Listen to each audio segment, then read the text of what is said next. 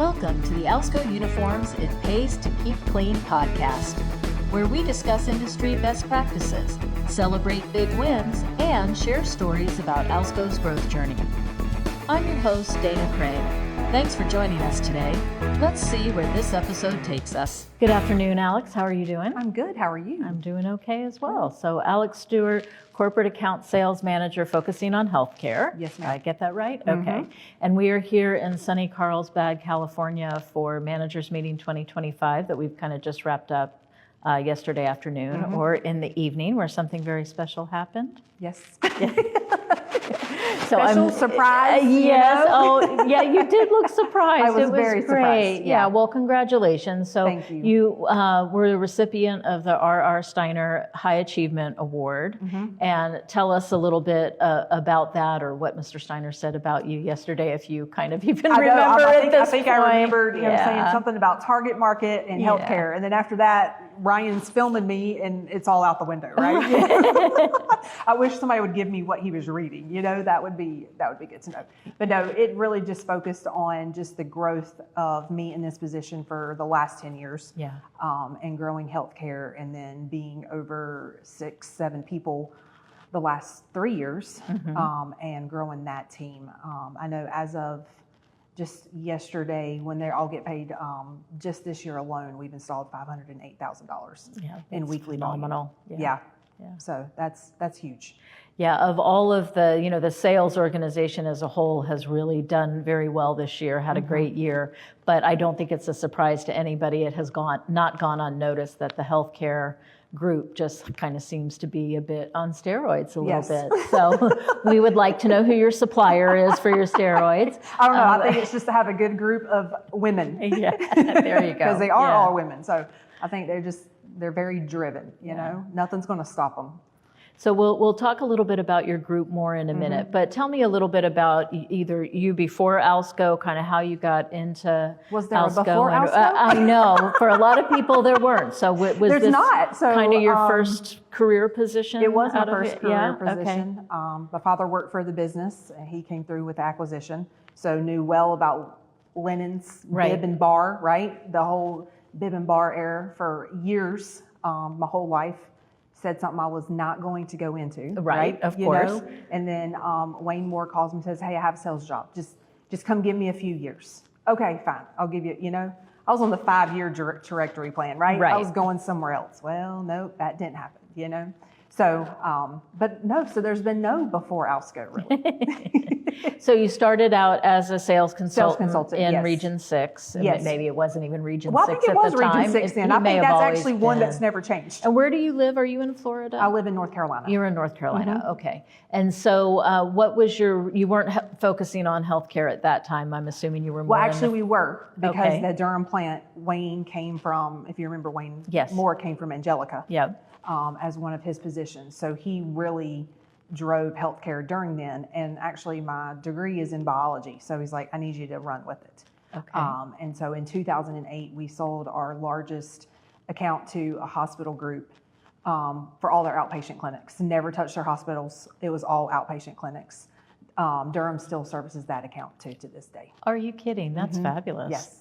That's really cool. So when you started kind of learning about what that sale looked like, and maybe some of the terminology and language because of your biology background may have kind of come pretty easily for you, but were you what made you interested in that, or were you more interested in kind of a quicker food and beverage sale, or how did you? I think it was just, in healthcare, it's a long process, so it's like the thrill of the hunt, right? Right. You gaining one more step versus walking into F&B. It's still a thrill of a hunt, but it doesn't last as long. Right. And I just, I think we talked about, Matt Egger said it, the other day talking about my tenacity, and I think that's just it. Like I'm just going to keep going until somebody gives me a true answer, or I finally get the account, whether it's 5 years down the road, 10 years down the road, that type of thing. So it really just the thrill of the hunt, and just really being able to, I think, grasp into something new that I knew we could do,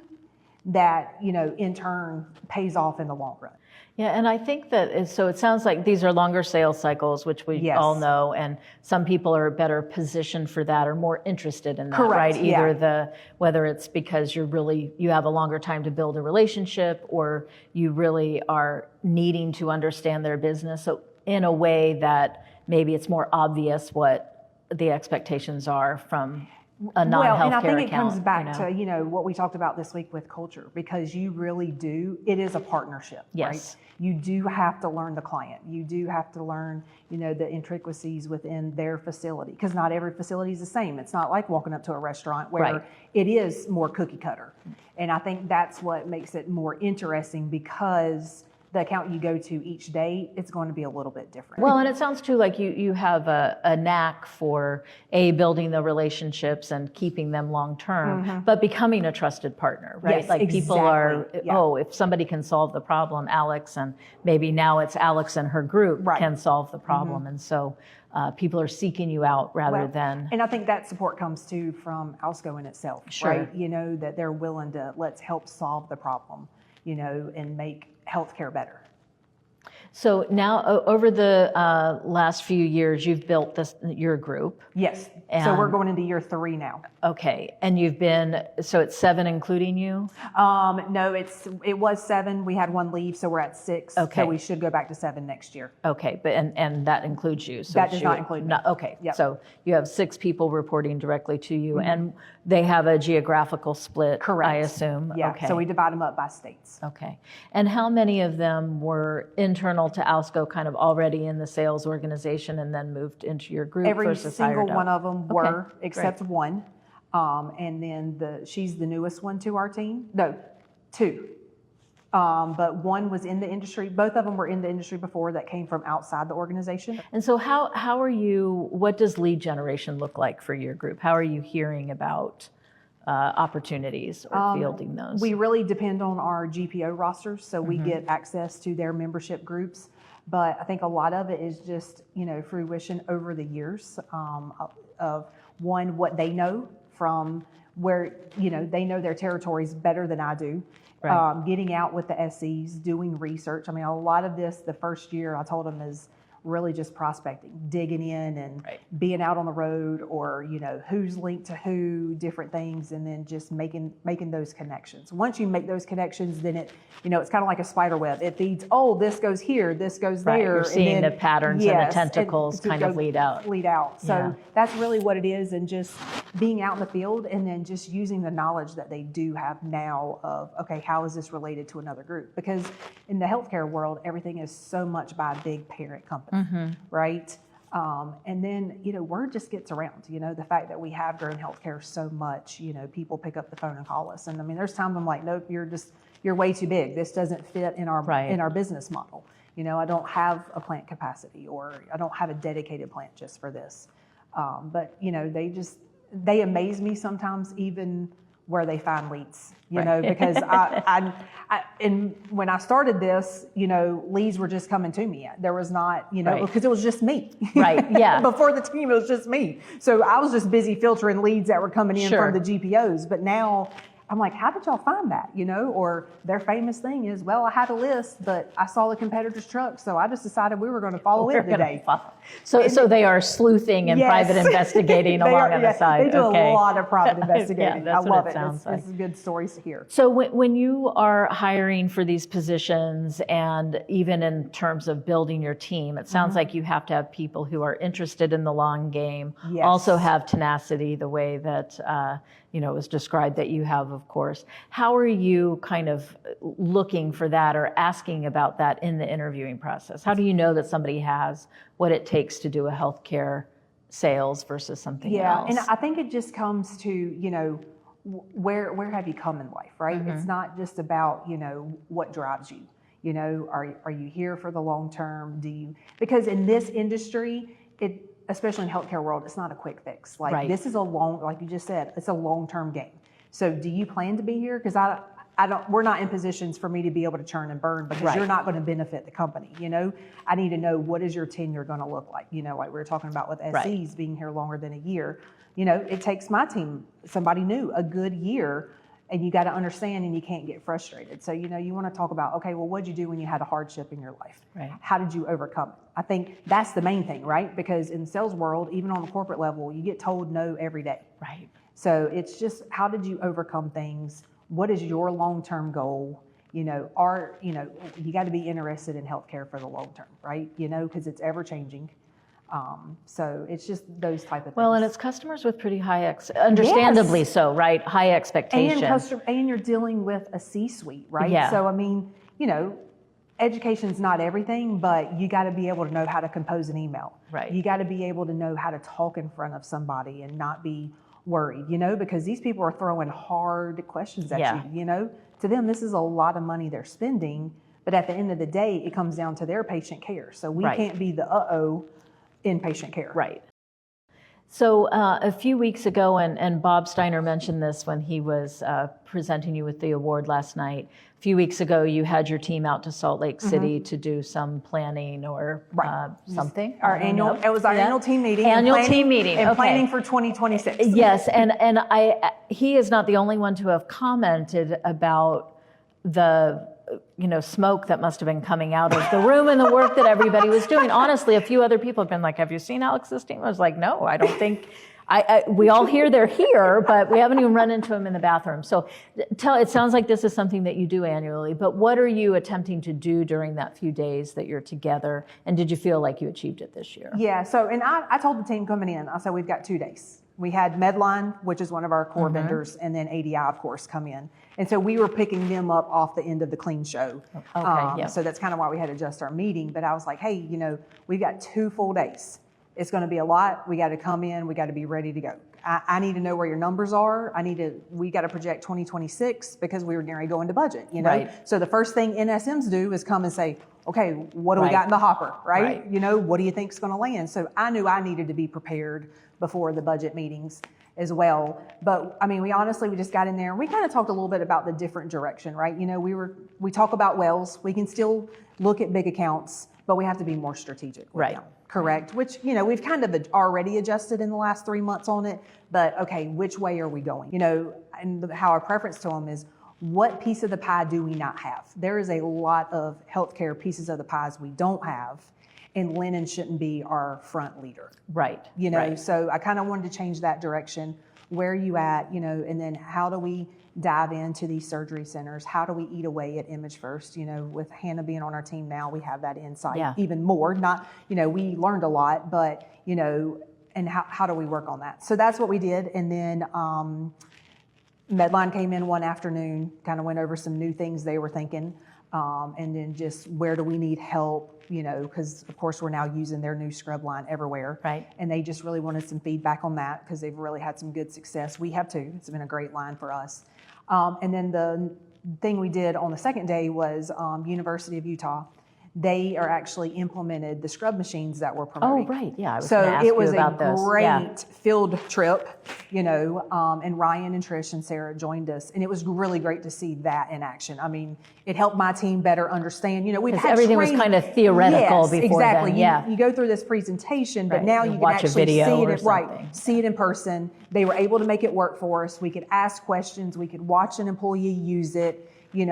All the different things. So these are, to be clear, this is the kind of scrub dispensing machine. Correct. Is that a fair way to that reads categorize? off of RFID, does a lot of tracking, which we have the RFID too, but it just gives a more control over loss. Right. So we did that and then came back and then went over a couple more stuff and ADI came in. So yeah, I didn't realize smoke was coming out of the room, but I laughed. I even texted my team. I was like, yeah, funny story. This is the only thing I remember Bob saying. And they were just like, were we that intense? And I was like, well, I don't think so. We were on a mission, Right. Well, like you said, you had 2 days and you probably had 4 days worth of things to get through in that amount of time. And then and honestly, our team is only 3 years old, but that was the first time that everybody had been together. Oh, wow. That was meeting wise, right? Not on Winter Circle or anything like that. That was actually the first time what an opportunity. that everybody was together. So, it was nice to get everybody in and just feed. Yeah. Sometimes you just need a couple of days to feed off of everybody. Absolutely. Yeah. I mean, Zoom is great. We all use it and whatever, but there really is still nothing like being in person, even like what we're doing now. Yes. So what, and maybe the scrub dispensing machines, and I know they've been around a long time, but they seem to be more popular Correct. now and have a lot more features and more technology, not just an actual, vending machine. But are there other trends that you're seeing either in the clinic business or behavioral health, maybe different product lines, things like that? Yeah, so last year when me and Ryan kind of revamped our healthcare, what are we missing, right? And what are we missing to be able to compete against Image First? That was a huge thing. So that's why we've upped our women's care line from mammographies to imaging to mama baby care in a few we hospitals. Really just had the cape and we just had the cape yeah. before, and now Yeah. we've expanded that line, and then expanding our behavioral health line, which is sad to say, right? It's just terrible. Sure. But we did already have the behavioral health scrubs, but Medline had a behavioral health PJ that is real soft, 3-arm whole gown, and then of course going into the cubicle curtains. So how can operations help? And maybe this is probably 10 answers, not just one, because it might, it may depend which market you're in or which branch we're talking about. But branches do have different capacity, different equipment, different all kinds of things, right? Different number of depots in terms of the geography that they can cover. What is the collaborative thing or the best collaborative thing you think that they can do to help you guys either see an opportunity sooner or not spend too much time on an opportunity because it's not going to be a winner here for whatever reasons? Right. What does Well, that look and I like? think the conversations that I have with most GMs, I kind of know since I've been doing this, 10 years from the corporate level, I know which plants can go where. If we get something, it's like I always tell a GM, I'm calling you. It's okay if the answer is no. Right. I think it's far-fetched, but I want you to tell me if it's something you can, figure out. Right. We kind of know our baseline of what we don't need to ask for. Right. We know we can proceed forward, but if this is a unique situation, and that's been the great thing, my team has really, some of my team have better relationships with the GMs than I do, right? Because they're working with them day in and day out, or they're like, oh no, I can call them. And that's been a great thing. But then, you come to this meeting and I have GMs going, I'll take anything you can give me. What do you got? So it's like I kind of make a tickler list. Okay, who do I call, when, and what? Right. But I think that's it. It's just the knowledge, and everybody's pretty much. I feel like now everybody's bought in, right? Absolutely. They understand the importance of healthcare. It's not going to be cheap to get in it. Sure. But what it pays off over time, what it pays off during, the seasonality, that's like Harlan calling me all the time in Florida. Like, what are we doing? Let's try to level that out. They're trying to level it out, right? Which is kind of what we try to do in Reno. Yes. Because it was so seasonality, which I think we did. And I think that's what Aaron's trying to do in this California market, because it has its seasons as well. Right. So that's been the main and was focus. hit hard by the corporate account losses as well in food and beverage. Yeah, in food and beverage, right? Because you just never know when that's going or coming. Yeah. I think they experienced a lot of out of business, in California. So healthcare would help. Level that out and reduce the losses. So I think it seems to me, at least in part, where you all have done such a good job in building trust and why people are now coming to you and saying, give me whatever you got, is that you really have partnered with the branches, you've partnered with the customer, and you really stick through the installation, right? Yes. You're not like, here's your signed contract. Right. Good luck, Mr. General Manager, and you guys hit the street. That's certainly not what I've witnessed. So right. And we try to pull my team out, but you become such, partners with these people. That's right. I'm like, don't pull out, just make sure that they contact our key account manager team, right? And I honestly, I don't know what I'd do without Tio's team, especially Quinn and Diane, because they mainly focus with us on healthcare. Yeah. And they're... Well, and you do eventually, of course, have to back away, out, and everybody understands that. You need to get on to the next thing, but you're doing a nice handoff. They're huge in supporting us too, right? To help do that handoff, or, hey, I'm just looping you in. That way, if it is something and my team's out there, hey, swing by there and make sure everything's okay, you know? And that's how we sell it to our customers, is this is a whole group effort. You have a whole corporate account team. Well, thank you so much for spending time with me. Congratulations again on the award. Thank you, ma'am. I appreciate it. Super excited to see what your team does next year. You guys are really hitting it out of the park, as they say. So. I know, I told them, I'm like, you have to beat this number next year, I know. You're like, no pressure. Well, no pressure at all. That's right. I know, but like you've been wildly successful, and so I'm sure you have high expectations of yourself yes. and your team, so I'm not worried about that. Oh, I know. I but, told them last year what I wanted the quota to be, and they all freaked out, right? Right. And it was way more than their standard quota, of Sure. course. And then they come in August, and I'm like, well, you almost are at that quota, and we're not even at the end of the year. Exactly. So what were y'all scared about? Exactly. So for next year, what do you think about this? Yeah. Can I increase it a little bit more? Yeah. Congratulations. All the best in next year. And I'm sure that we will partner at some point too as we try to help some of the branches move forward. Sounds good. Okay. Thank you, Thank ma'am. you. That's all for today's episode of the It Pays to Keep Clean podcast. Thank you for joining us on this journey through the world of Alsco Uniforms, where we explore the growth and challenges in our industry. Tune in next time for more industry insights, growth strategies, and tales from the field.